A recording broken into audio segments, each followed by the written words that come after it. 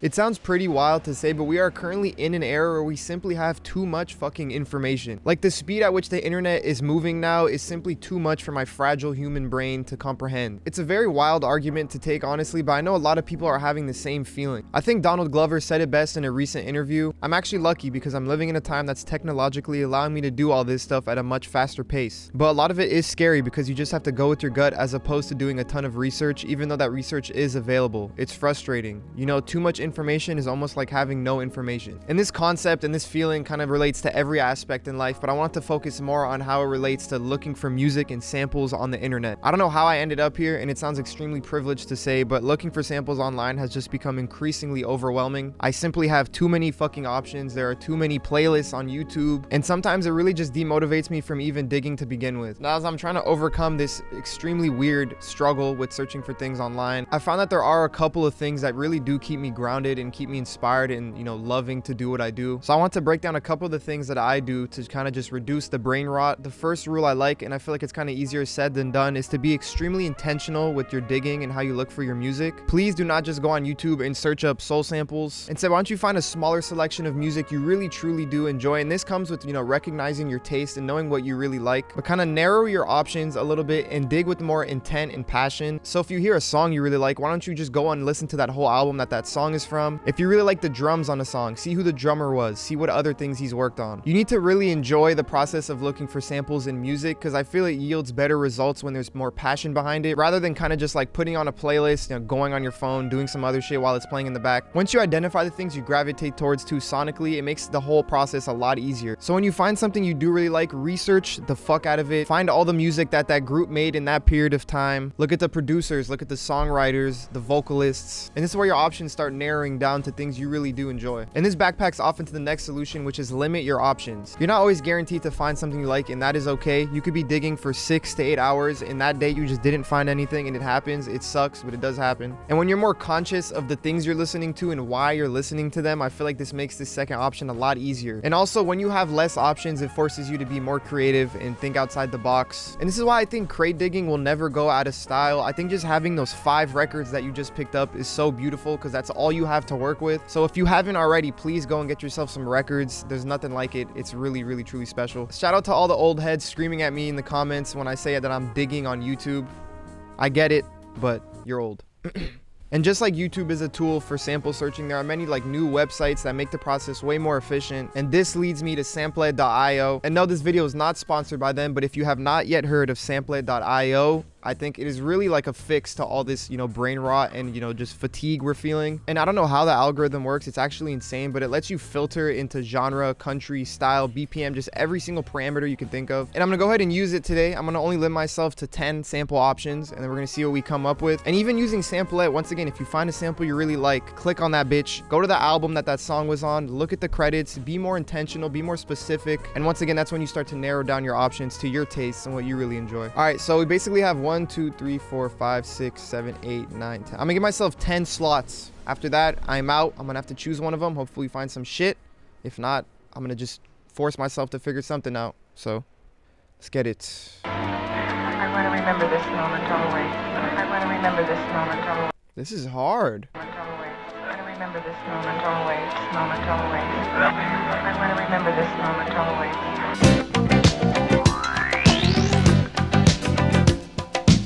I wasn't really feeling that one. All good.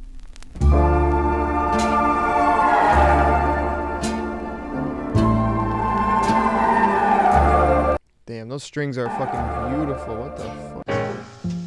Oh. Yo, YouTube's about to fucking... I'm about to have 5 fools from the FBI out my door when this video uploads, bro. I'm getting fucking sued.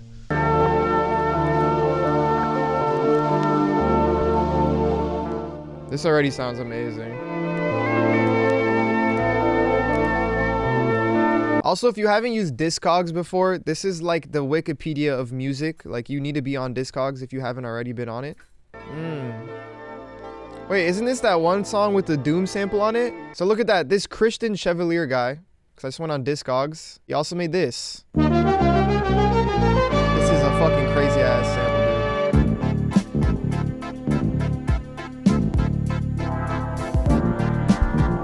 So fucking good, dude. I don't like how this one's mixed, honestly.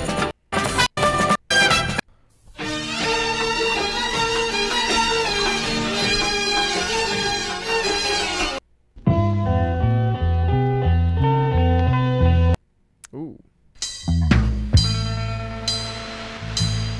Ooh.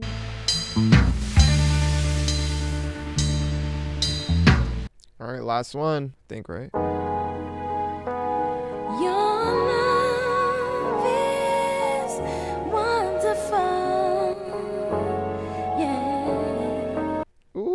Bitch. P. Diddy produced this shit. Hey, P. Diddy. Boy was playing with some. I actually want to peep this whole album.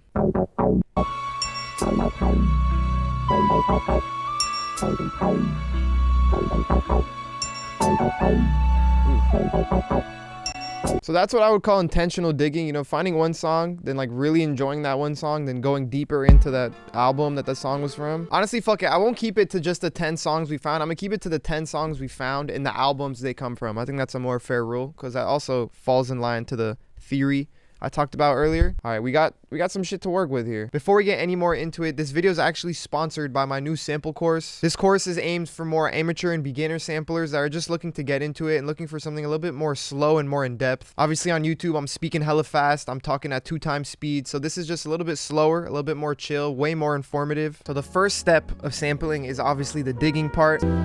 Did you hear what? So that's when it starts to get sick because certain artifacts, like maybe his vocal cuts out real quick or like the guitar cuts off. We moved the other one over. Now we get 2 different chords. Did you hear what they said?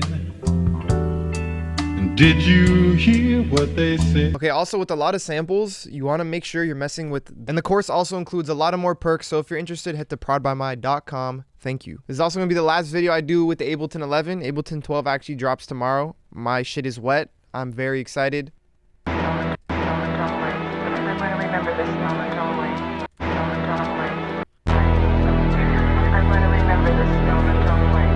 I'm going to remember this moment always. I'm going to remember this moment always. I'm going to remember this moment always. I'm going to remember this moment always. I'm going to remember this moment always. Okay, so the album that the first song came from, I ended up grabbing another one from that album and I just dragged it in, and I kind of want this to be the drop.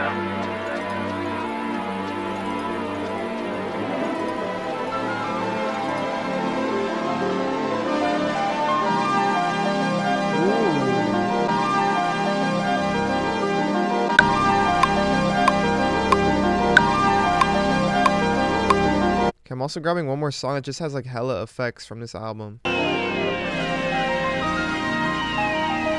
Whoa.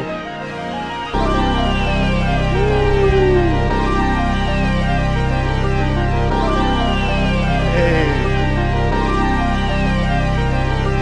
I'm gonna be using my new drum kit today called Superior Breaks. 20 drum breaks made with Superior drums. It includes the one-shots to all the breaks as well. All sound super fire. All right, I'm just gonna go ahead and play some of these breaks. I might end up layering it and see what I come up with. We're at 92.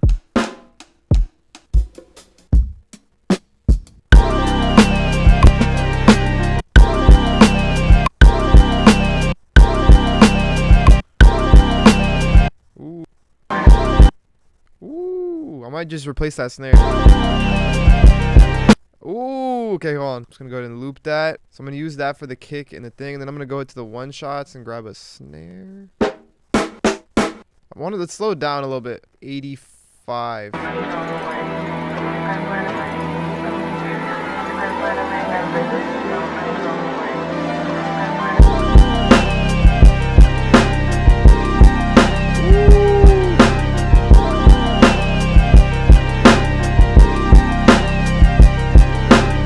Maybe grab some snare rolls.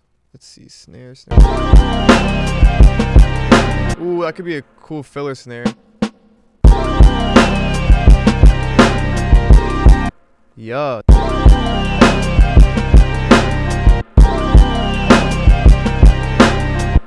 Hold up. Ooh.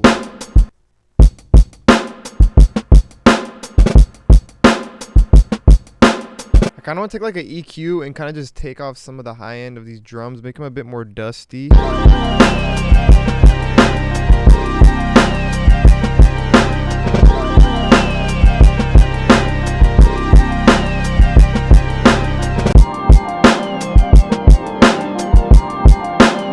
Ooh, yep.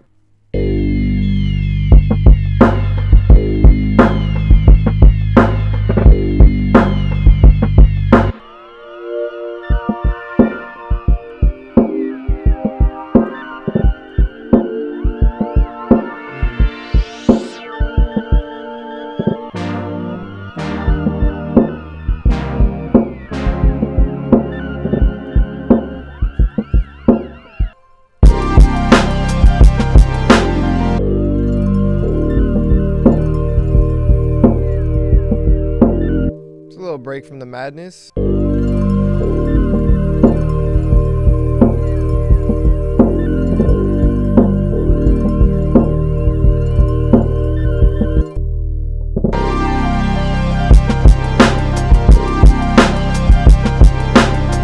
This is probably done here. Ladies, I think that is going to do it for today's video. I hope the workflow I went over today could kind of just re-inspire you to get back into digging, to get back into searching for music in a way that doesn't want to make you actually kill yourself. Also, I'm curious to see how you guys deal with these same feelings of just like overstimulation and too many options. So share some ways you get over this hump in the comments below. And I love you guys. I will kiss you guys all on the forehead. I'm out this bitch. Peace.